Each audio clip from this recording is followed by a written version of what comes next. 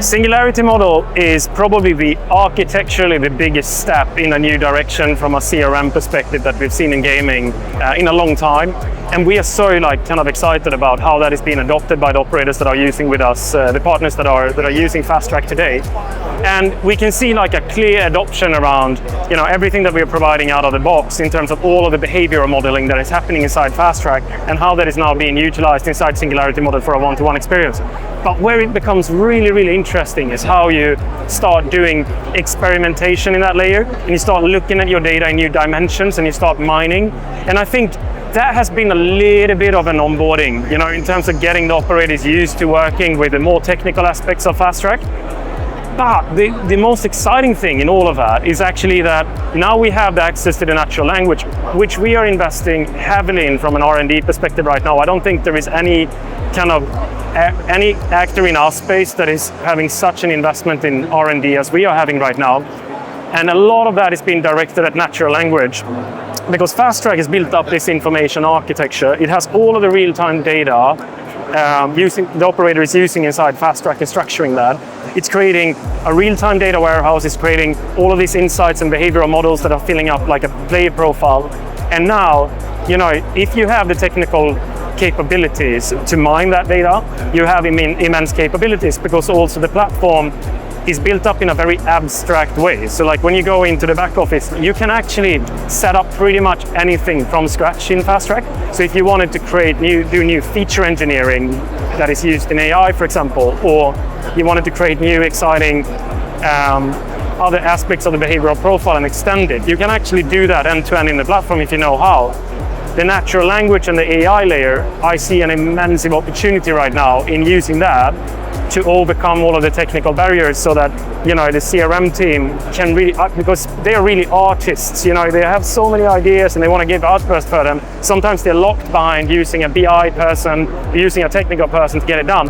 We're trying to create a straight line from the idea to execution, so that you can talk to the data, you can talk to the platform, and it can help you evolve this. And I think this is super exciting. So where we are and what it looks like and how you interact with the platform today compared to 3 months, 6 months, and 12 months down the line, I'm sure we're going to catch up next year.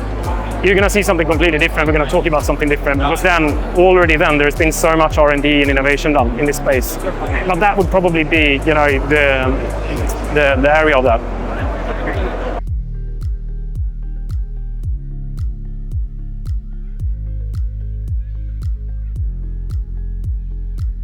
It shifted completely, because, yes and no. We've been focused on, in 2021, we introduced the concept of singularity in the market. We started explaining that,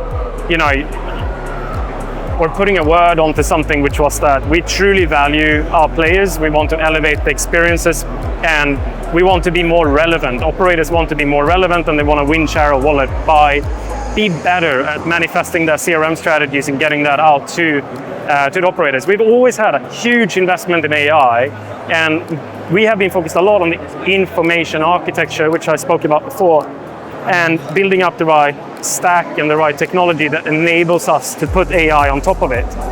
We've done all of that groundwork. It's taken us 6-7 years to actually get to the point where we are right now, and now we have hundreds of operators that are running on top of it.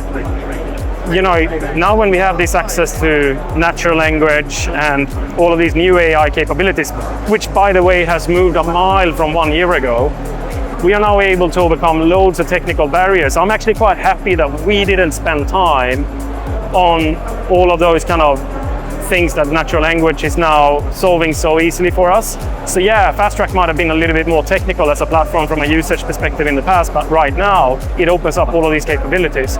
So from a product development perspective, we have redirected. We are very consistently focusing more than half of our development force on R&D of various different ways. So extending the singularity model, building out the information architecture, but a huge portion of the team right now is investing in natural language and how we're going to use that and scale the business with that in the future.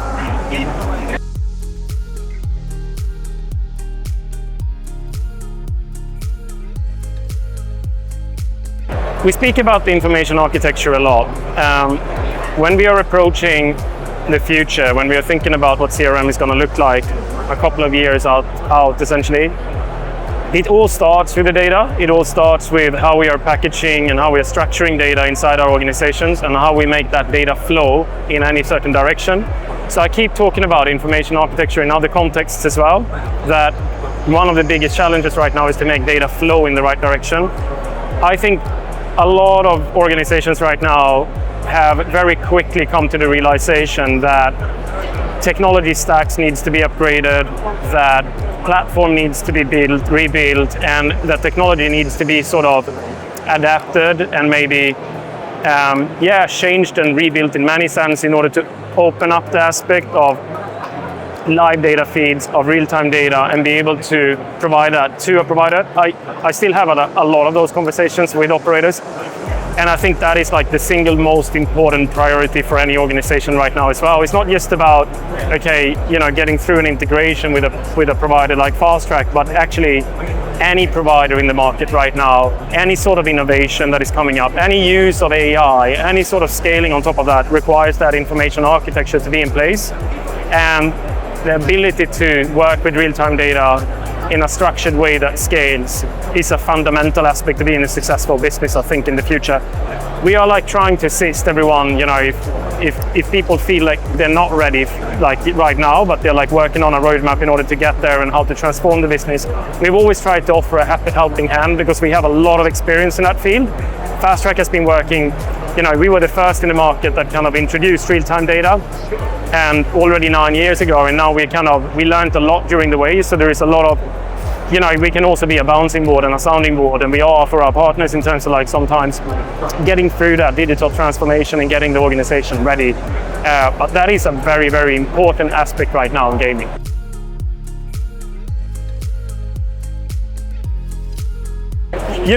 When you're looking at like kind of how far out can you see? Yeah, I think 10 years is a lifetime. It's kind of over the last couple of years, I think. I was here when we went from, normal Nokias to, an iPhone for the first time. And I was in iGaming and I was working in the operator side when we went from desktop to mobile. And that felt big at the time, and like all of these different things. Now we're like kind of in this place where everything is changing again. We are up against this AI shift and using natural language and having capabilities that we've never seen before. I think the most interesting part, I have no idea what's going to happen in 10 years. I'm very optimistic. I'm very I know what role I want to play in that future. I want Fast Track to be a company that is providing the technology of the future that we're using. I do believe wholeheartedly in the vision of singularity, and that is essentially boils down to be able to build platform machines and systems that surpasses our level of intelligence and is able to scale on its own based on the instructions and the feedback that we are giving to a system like that. And when I'm looking at that path, I can see a lot of exciting developments that are happening here and now, but it's a very, very foggy view, because you can't really see more than 6, maybe 12 months max out, in terms of what's going to happen on the horizon. So I approach it with a lot of curiosity and a lot of agility, because I know probably CRM is going to be conducted in a completely different way in a couple of years from now. Based on everything that I can see now, that is a very likelihood that, because what happens with such a big change in AI is that the first phase is always, okay, how can I use this technology to do what I did yesterday? Like, how can it help me with what I'm doing today, or like how I work today? What we tend to forget is that sometimes what we were doing yesterday was a technical barrier, was preventing us from doing it in a better way. So consumer behavior is going to change. How we look, how we find where we play, how we experience the website, how we're doing personalization and one-to-one experiences. It's all kind of built on how we perceive the world. But if the world is changing, we have to draw a new perception, and that hasn't happened yet. And that's the most exciting thing. You asked me 10 years. I think, 1 to 2 years, we're going to start figuring out what that looks like. And then we're going to start get back to all right, what does that mean a little bit long term? But we are nowhere near knowing that yet.